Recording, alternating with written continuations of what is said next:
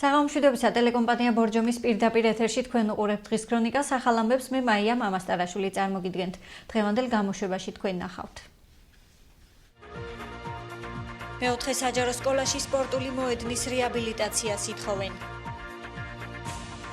ახალციხის მუნიციპალიტეტის სოფელ წნიში სამაცივრე მეურნეობა გაიხსნა.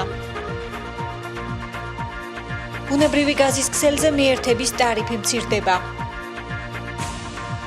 არტ-ხელოვნება მარჯანიშვილის სახელობის თეატრის სპექტაკლის ჩვენება ბორჯომში. დაზიანებული ხელოვნური საფარი და დატბორილი სპორტული მოედანი. მეოთხე საჯარო სკოლის მოსწავლეებს სპორტის გაკვეთილები ეზოში უტარდებათ.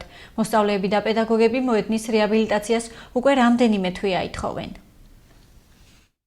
აგლეჯილი ხელოვნური საფარია, სპორტული მოედანი უკვე რამდენიმე თვეა ასეთ მდგომარეობაშია. წვიმის დროს წყალი ზუსტად აქ ჩერდება და სტადიონი გვიან შრება. ეს ფოტოები წვიმიან ამინდშია გადაღებული, როცა სპორტული მოედანი მთლიანად დატბორილია. სულ წვიმებია, სულ დიდხანს ჩერდება ის წყალი. არასწორად არის გაკეთებული ალბათ თვითონ მოედანი, ეს საფენები სულ აიყარა, ეს ქარიშხალი რო იყო უარესად. მოედანი ჩვენ ძალიან გვჭირდება. ჩაშლილი გვაქვს ფაქტიურად ჩვენ აი პროგრამის მიხედვით ვერ მუშაობთ. ახალ უბანში მეოთხე საჯარო სკოლის 194 მოსწავლე სპორტული მოედნის გარეშეა დარჩენილი. იმის გამო რომ აქ თამაში შეუძლებელია, სპორტის გაკვეთილები ბავშვებს სკოლის ეზოში უტარდებათ. ვეღარც ფეხბურთს თამაშობთ, ვეღარც რაც ვიცოდით უამრავ თამაში, ახლა 1-2 თამაშობთ. სტადიონი გვინდა ქვიშა რო წავიცეთ, ბევრი ადამიანი წაიქცა ფეხი ვიტკინე. ასფალტი გუშლის ხელს, ბევრი ბავშვი წაიქცა და მუხლი ბევრჯერ იტკინა. ჩვენ გვინდა რომ იგოს აი ასეთები და მუხლები და ხელები არ უიტკინოთ. გაკვეთილის ასფალტზე ჩატარება საერთოდ არ შეუძლებელი, არ არის სწორი, არ არის გამართლებული. ახლა ხელმოწერებზე დადიან ბავშვები, რომ ხელი უნდა მოაწინოთ მთელ უბანს. ბორჯომის მუნიციპალიტეტის გამგეობისთვის აღნიშნული პრობლემა ნაცნობია. ახალი უბნის სტადიონი თან სკოლის სტადიონი ხო ეს უკვე ცოტა იურიდიული საკითხიც არის გავარკვევთ. შეიძლება არ გვეხება, მაგრამ მაინც რაღაცა ბერკეტეს მოძებნით რომ გავაკეთოთ, მაინც სტადიონია ბავშვებისთვის და ჯანსაღის წესი მნიშვნელოვანია. ჩვენ ასევე დაუკავშირდით ბორჯომის საგანმანათლებლო რესურს ცენტრის ხელმძღვანელს, რომელიც ჩვეულებაში იმყოფება და სატელევიზიო კომენტარი ამ თემაზე ვერ გააკეთა. მისი ინფორმაციით ყველა სკოლის ინფრასტრუქტურულ პრობლემაზე განათლების სამინისტრო ინფორმირებულია.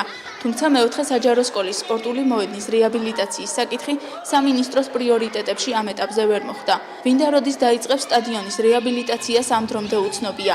იქამდე ბავშვებს ზამთრის სეზონზე ვარჯიში ისევ ამ დარბაზში მოუწევთ. ახალციხის მუნიციპალიტეტის სოფელ წნიში ახალი სამაცივრე მეურნეობა გაიხსნა. გახსნა საქართველოს სოფლის მეურნეობის მინისტრი დაესწრო. ოთარ დანელიამ ტერიტორია დაათვალიერა და სოფელში მცხოვრებ ფერმერებს შეხვდა. 45 დასაქმებული ადამიანი, 350 ფერმერი, რომელთაც საშუალება აქვთ საკუთარი პროდუქტის რეალიზება, მოახდინონ და 15 სამაცივრე მეურნეობით დაინტერესებული ფერმერი. სოფელ წნიში შეპესე ჯორჯიან ბიზნეს ზონის წარმომადგენლებმა ახალი სამაცივრე მეურნეობა გახსნეს, რომელსაც საქართველოს სოფლის მეურნეობის მინისტრი დაესწრო. ოთარ დანელიამ ტერიტორია დაათვალიერა და სოფელში მცხოვრებ ფერმერებსაც გაესაუბრა. მისი განმარტებით წნისის მოსახლეობას საშუალება მიეცემა მოსავალი შესაბამის პირობებში შეინახოს. ისე რომ ხილბოსნეულმა სიჯანსაღე შეინარჩუნოს და მისი რეალიზება ხელსაყრელ დროს მოხდეს. მოსახლეობას ექნება შესაძლებლობა შეინახონ და ძალიან დიდი ხნით დააბინაონ თავიანთი პროდუქცია, იქნება ეს ბოსნეული თუ ხილი. ამ ეტაპზე უკვე თქვენ ხედავთ ჩემს უკან რომ აქტიურად მიმდინარეობს ვაშლის მოსავლის დაბინავება. ასევე მინდა განსაკუთრებულად გამოვყო დასრულებული ფერმა, რომელშიც უკვე ამ დღეებში იგეგმება საქონლის შემოყვანა. ეს გახლავთ კიდევ ერთი მაგალითი იმისა, თუ რამდენად მნიშვნელოვანია და როგორ აგრძელებს სახელმწიფო ხელშეწყობის პროგრამებს, მათ შორის იაფიანი აგროკრედიტი, ვინაიდან სწორედ ამ აგროკრედიტის დახმარებით გაკეთდა ეს კონკრეტული პროექტი. წნისის სამაცივრე მეურნეობით ფერმერები უკვე დაინტერესდნენ. ადგილობრივმა თორნიკე შუბითიძემ აქ 15 ტონა სტაფილო დაასაწყობა. მისი განმარტებით ბოსნეულის რეალიზებას მხოლოდ მაშინ მოახდენს, როდესაც ფასი შესაბამისი და მისთვის მომგებიანი იქნება. წნისში არსებულ სამაცივრე მეურნეობაში 120 ტონამდე მოსავლის შენახვაა შესაძლებელი. საგაზაფხულოდ მოხდება რეალიზაცია მე. ეტაპზე არ ვაკეთებთ რეალიზაციას და ძალიან კარგია ასეთი სასწავლო მეურნეობები, ბევრი რო იყოს ძალიან კარგი იქნება, იმიტომ რომ იმ წუთში გიწევს პროდუქტის გაყიდვა, როცა შეიძლება ცოტა ხანი გააჩერო და უფრო მომგებიანი იყოს მე. ჭირს შენახვა ჭირს. ჯორჯიან ბიზნეს ზონის წარმომადგენლებმა ახალი სამაცივრე მეურნეობა შეღავათიანი აგროკრედიტის ფარგლებში დააარსეს. შეპესეს მმართველი დირექტორის ნინო ზამბახიძის თქმით, გარდა სამაცივრე მეურნეობისა ტერიტორიაზე განთავსებული რძის გადამამუშავებელი საწარმო და პირუტყვის საკვების მწარმოებელი ქარხანა. საშუალება გვაქვს არა მარტო ჩვენ, არამედ რეგიონში მომუშავე ფერმერებს იმისი, რომ თავიანთი მოწეული პროდუქცია, იქნება ეს ხილი თუ ბოსტნეული, შეინახონ. რეალურად მსგავსი ინფრასტრუქტურა შეიძლება ითქვას ამიერკავკასიაში არ არის, იქიდან გამომდინარე, რომ ერთ ტერიტორიაზე არის დივერსიფიცირებული ბევრი აგრომიმართულება შექმნილი. სოფელწნეში ახალი სამაცივრე მეურნეობის გახსნა სამცხე-ჯავახეთის გუბერნატორიც დაესწრო. აკაკი მაჭუტაძის განმარტებით აგრომიმართულებით მხარე მდიდარია, ამიტომ ფერმერების ხელშეწყობა მსგავსი ქარხნების მშენებლობით უნდა მოხდეს. ნახვის ტარიფები საკმაოდ დაბალი აქვს და ხელმისაწვდომი არის ადგილობრივი ფერმერებისთვის და მსგავსი ტიპის აქტივობები თუ სხვაგან იქნება რაიონში, ამას პირადად ჩემი მხრიდან, ადმინისტრაციის მხრიდან, ცენტრალური ხელისუფლების მხრიდან ხელშეწყობა იქნება. ჯორჯიან ბიზნეს ზონის აღმასრულებელმა დირექტორმა აგროკრედიტის ფარგლებში 240,701 ამერიკული დოლარის სესხი აიღო, ხოლო USAID-ის დახმარების სახით 98,277 ამერიკული დოლარი მიიღო. სოფლის მეურნეობის პროექტების მართვის სააგენტო შეღავათიანი აგროკრედიტის პროექტს 2013 წლის მარტის ბოლოდან ახორციელებს. 1 ნოემბრიდან ბუნებრივი გაზის ქსელზე მიერთების ტარიფი 200 ლარით მცირდება. სემეკის გადაწყვეტილებით ცვლილება იმ უბნებს შეეხება, სადაც გაზიფიცირება უკვე დასრულებულია და ბუნებრივი აირის გამანაწილებელი ქსელი 300 მეტრის რადიუსში მდებარეობს. სემეკის მიერ დაკისრებული რეგულაციების მიხედვით კომპანია სოკარ ჯორჯია სამუშაოებს ერთ თვეში შეასრულებს. მარეგულირებელი ორგანოები უფლებამოსილი არიან რიგ ვალდებულებებს დაამატონ პირობების სამართლიანობის, გონივრულობისა და განრიგის შესახებ. ხარჯთა რიცხვისა და ფასის კონტროლის ვალდებულება, რაც მოიცავს ფასების ხარჯზე ორიენტირებულობასა და ხარჯთა რიცხვის სისტემასთან დაკავშირებულ ვალდებულებას. ასოცირების ხელშეკრულებასთან შესაბამისობაში მოყვანისა და მომხმარებელთა უფლებების დაცვის მიზნით საქართველოს ენერგეტიკისა და წყალმომარაგების მარეგულირებელი ეროვნული კომისია ბუნებრივი გაზის ქსელზე მიერთების ტარიფებს ამცირებს. 1 ნოემბრიდან ბუნებრივი აირის 1 წერტილის მოწყობა 600 ლარიდან 400 ლარამდე მცირდება. მოქალაქეებს შემცირებული გადასახადის დაფარვა ეტაპობრივად 16 თვის განმავლობაში შეეძლებათ. პოტენციური აბონენტების რაოდენობა აი დღეს მდგომარეობის დაახლოებით 150,000 სახლს. თუმცა სხვა მიზეზების გამო ისინი მაინც ვერ ახერხებენ ქსელზე მიერთებას, რაც რა თქმა უნდა ასე ვთქვათ იყო მათ შორის რეგულაციის ალბათ მინუსით. გადავწყვეტეთ, რომ ფასი შეგვიმცირებინა 600-დან 400 ლარამდე. გაზიფიცირების გაჭიანურება და ვადების დარღვევა ესიც ძირითადი საკითხებია, რომელთა მოსაგვარებლად მოსახლეობა არასამთავრობო ორგანიზაციებს ყველაზე ხშირად მიმართავს. დემოკრატიის ინსტიტუტში აცხადებენ, რომ სიტუაცია ბოლო დროს შედარებით გამოსწორდა, თუმცა შემოერთებული ტერიტორიები დღემდე პრობლემად რჩება. დღეს მდგომარეობით ისევ ალბათ პრობლემა, რაც ხშირად გვესმის, ეს არის რიგების პრობლემა. საუბარი შეიძლება იყოს გაზიფიცირების პროცესის გაჭიანურებაზე, ანუ ძალიან ბევრი იგივე შემოერთებული ბათუმისან თუნდაც ხელვაჩაურისან, ქობულეთის მოსახლეობისაგან ისევ ისმის პრობლემა, როდის შემოვა ჩვენთან გაზი. დაგეგმილი ცვლილებების თანახმად, უკვე 1 ნოემბრიდან კომპანია არ უზრუნველყოფს ახალი მომხმარებლის 30 დღის ვადაში მიერთებას, მიერთების საფასური 400 ლარიდან 200 ლარამდე შემცირდება. წერტილის კეთილმოწყობა სპეციალური ლიცენზიის მფლობელი კომპანია განახორციელებს. განაცხადის შემოტანიდან სრული გაზის მიწოდებამდე ნიშნავს ეს, რომ სრული ტექნოლოგიური პროცესი წარიმართოს, პროექტირება, სამონტაჟო სამუშაოები, ბუნებრივი გაზის მიწოდება 30 სამუშაო დღის განმავლობაში. აჭარაში დღემდე 36,000 აბონენტის გაზიფიცირება განხორციელდა, ბათუმში 12,000 აბონენტი კი დღემდე თავის რიგს ელოდება. სოკარ ჯორჯია გაზი აჭარაში აცხადებენ, რომ მომავალი წლის ბოლოს ბათუმში გაზიფიცირების პრობლემა მოგვარდება. სამეკის ინფორმაციით მომავალი წლიდან შესაძლოა სამომხმარებლო ტარიფებიც გადაიხედოს. მარჯანიშვილის სახელობის თეატრმა ბორჯომში სპექტაკლის ჩვენება გამართა. ამ და სხვა ამბებით რეკლამის შემდეგ დავბრუნდებით.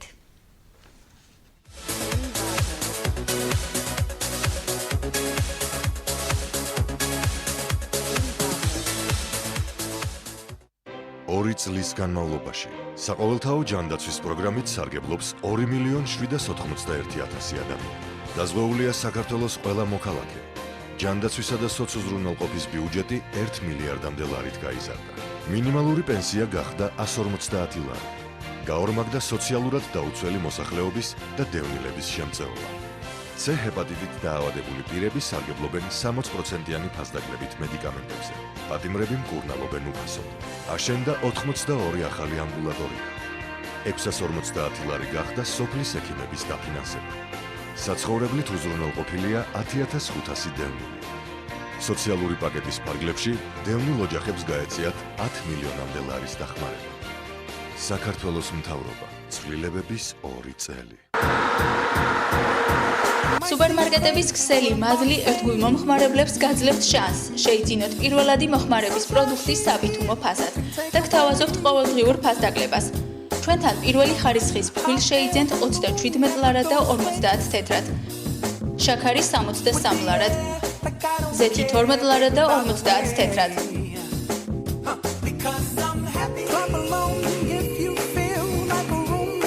მადლი გახადეთ თქვენი ყოველდღიური ცხოვრების ნაწილი, ისარგებლეთ პრივილეგიებით.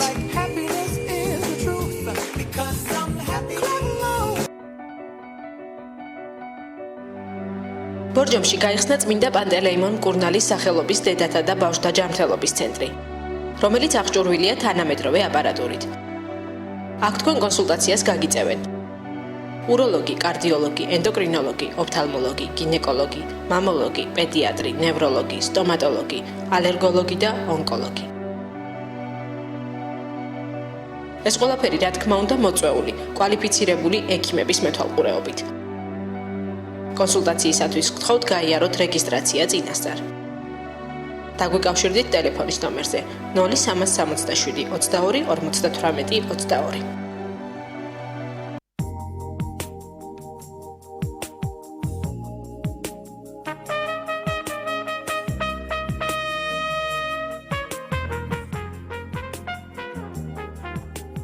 წარმატებული ადამიანები არჩევანს აკეთებენ აქ.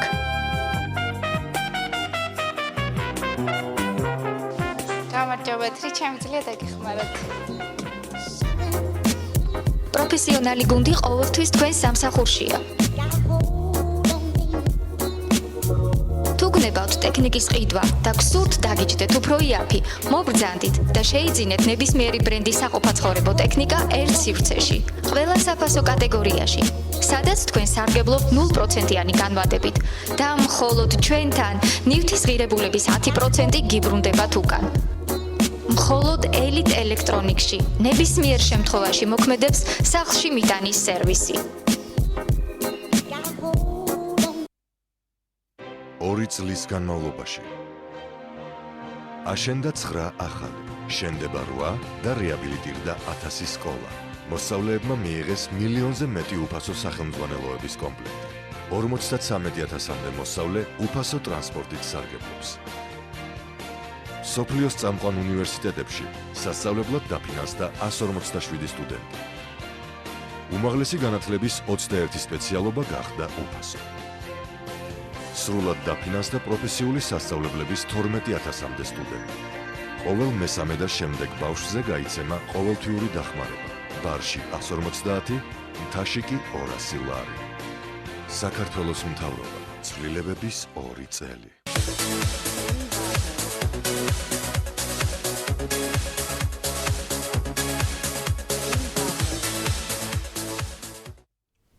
დღის ქრონიკა ბრუნდება პირდაპირ ეთერში. ართხელოვნება ასე ერქვა სპექტაკლს, რომლის ჩვენებაც ბორჯომის კულტურისა და ხელოვნების ცენტრში გაიმართა.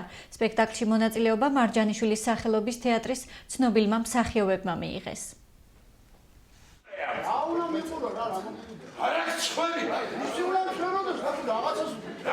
გუშინ ბორჯომის მუნიციპალიტეტისა და კინოფორუმ ზალატოვი ვიწიაზის ორგანიზებით ბორჯომში მარჯანიშვილის თეატრის სპექტაკლი ართხელოვნება გაიმართა. სპექტაკლში მონაწილეობა მიიღეს მსახიობებმა მიშა გომიაშვილმა, ალეკო მახარობლიშვილმა და ზურა ყიფშიძემ. სასიამოვნოა, რომ მოგვეცა შესაძლებლობა ესეთი კულტურული ტრადიციებით გათბობ ბორჯომში ჩამოსულიყავით. ეს მსახიობები არის მართლაც შეიძლება ითქვას, რომ თანამედროვე ქართული კულტურის ეპოქალური მოღვაწეები არიან და მე ვფიქრობ დღევანდელი საღამოთი მაყურებელს შესაძლებლობა მიეცა ეხილა ნამდვილი ჭეშმარიტი ხელოვნების ნიმუში. 15 წელია ვთამაშობთ ამას და მაყურებელი ყავს და ეს ძალიან სასიამოვნოა, იმიტომ რომ რაც აწუხებს ხალხს და ის რაც ჩვენ აქ მათ უყვებით რაღაცნაირად მოქმედებს და არის გამოძახილი. სპექტაკლის რეჟისორი თემურ ჩხეიძია. როგორც მსახიობებმა განაცხადეს, მათ დიდი სურვილი ჰქონდათ, რომ არტ-ხელოვნება ბორჯომელ მაყურებელს ენახა. ძალიან მომეწონა, აღთქმანებული ვარ. მიხარია რომ ბორჯომში ასეთი სასიამოვნო სპექტაკლი ჩატარდა. მონატრებული ვიყავი რაიმე სპექტაკლის ნახვას და ისიც ბორჯომში ძალიან და მე ასეთი მსახიობების აი მართლაც როგორ თქვა აი ყველაზე უფრო სანატრელის მსახიობები იყვნენ და ამდენად ძალიან მოხარული და ბედნიერიც კი ვარ. სპექტაკლი დაახლოებით 2 საათი გაგრძელდა. სენეკა ახლა კი დედაქალაქში განვითარებული მოვლენები ნახეთ ვიდეო კოლაჟში. 28 ოქტომბერს უშიშროების სხდომაზე ოკუპირებული აფხაზეთის დე-ფაქტო ხელისუფლებასა და რუსეთს შორის დაგეგმილი ხელშეკრულება სტრატეგიული პარტნიორობის შესახებ განიხილეს. მიმდინარე ქმედებები განვაანალიზეთ ვითარება, განვიხილეთ ის, რასაც ვაკეთებთ ამ ეტაპზე. მომავალში გავაანალიზეთ რა საფრთხეების წინაშე დგას ჩვენი ქვეყანა და ის ნაბიჯები, რასაც ჩვენ გავდავდგავთ კოორდინირებულად მთავრობა, პრეზიდენტი, პარლამენტი. ძალიან კარგი საუბარი გამოგვიდა, ძალიან კარგი მსჯელობა ქონდა, ვისაუბრეთ და შევთანხმდით კოორდინირებულად გავაგრძელებთ მუშაობას. აქვე მინდა გითხრათ, რომ ჩვენ დღეს გამოვაჩინეთ, რომ ნამდვილად შეგვიძლია ესეთ მუშაობა და ეს არის ნათელი დემონსტრაცია ამის. რა წინაპირობებია შესასრულებელი ციფრულ მაუწყებლობაზე გადასვლამდე? რა საჭიროებები ახლავს თან პროცესს და როგორია ამ მხრივ საერთაშორისო გამოცდილება? დაინტერესებულმა მხარეებმა შესაბამისი ინფორმაცია Harris Corporation-ის წარმომადგენლებისგან მიიღეს. ეს პრეზენტაცია პირველად დაეხმარება ტელეკომპანიების ხელმძღვანელებს კარგად დაინახონ სურათი რა ჭირდებათ. როგორ უნდა გადავიდნენ ციფრულ მაუწყებლობაზე, ანუ გარკვეულწილად ტრეინინგის ერთგვარი ფუნქციის მატარებელიც არის დღევანდელი შეხვედრა. მსგავსი შეხვედრები დაეხმარება რეგიონულ მაუწყებლებს, რომ შეიტყონ მეტი უახლესი ტენდენციების შესახებ სამაუწყებლო ბიზნესში და შეიტყონ იმ შესაძლებლობების შესახებ, რასაც მათ მისცემს ციფრული მაუწყებლობა. ტიპის შეხვედრები, ესეთი ტიპის პრეზენტაციები გვეხმარება იმაში, რომ დავკვალიანდეთ, ასე ვთქვათ, უფრო კარგად გავიგოთ ტექნიკურად რა შეიძლება გავაკეთოთ, როგორ შეიძლება რა დაგვიჯდება ეს ყველაფერი. ძალიან მნიშვნელოვანია, რომ გათვლები გავაკეთოთ. უცხოელებისთვის ქართული ენის შესასწავლად განათლებისა და მეცნიერების სამინისტრომ საიტი შექმნა. ძალიან დიდი სამუშაო გაკეთდა, ეს მასალები ხელმისაწვდომი იქნება, გრძელდება მუშაობა დამხმარე ასე ვთქვათ სახელმძღვანელოებზეც და ძალიან კარგია, რომ ამ ვებგვერდს უკვე სხვადასხვა ქვეყნებში გაუჩნდა აქტიური მომხმარებელი. მრავალ ევროპულ მოდელზე სქემაზე დაყრდნობით გაკეთებული, ძალიან წვდომადი და გასაგებ ენაზე და მე ვფიქრობ, რომ ძალიან დიდი მნიშვნელობა ექნება ამას ჩვენი დიასპორისთვის, ჩვენი ემიგრაციისთვის, რომ გამოიყენონ ეს ვებ რესურსი. გამოშვების ბოლოს კი ვნახოთ, როგორი ამინდი იქნება ბორჯომში ხვალ და მომდევნო დღეებში.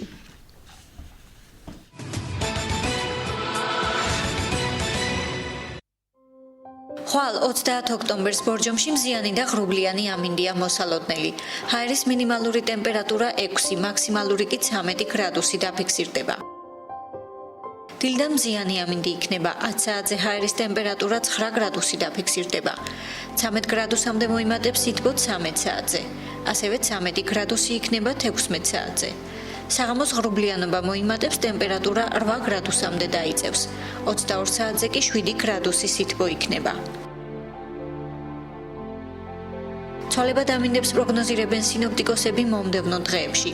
31 ოქტომბრიდან ღრუბლიანობა მოიმატებს, ჰაერი 15 გრადუსამდე გათბება. წვიმა ამოსალოდნელი 1 ნოემბერს ტემპერატურა 11 გრადუსი დაფიქსირდება. იწვიმებს 2 ნოემბერს, შესაძლოა მცირე თოვლიც, სითბო 6 გრადუსამდე დაიწევს. ასევე სუსტი თოვლი ამოსალოდნელი 3 ნოემბერს, ჰაერის მაქსიმალური ტემპერატურა 3 გრადუსი დაფიქსირდება. 3 გრადუსი სითბო იქნება 4 ნოემბერსაც, ნალექი შეწყდება. ასეთი იყო დღევანდელი დღის ქრონიკა, მე ხვალამდე გემშვიდობებით, გმადლობთ ყურადღებისთვის, ნახვამდის.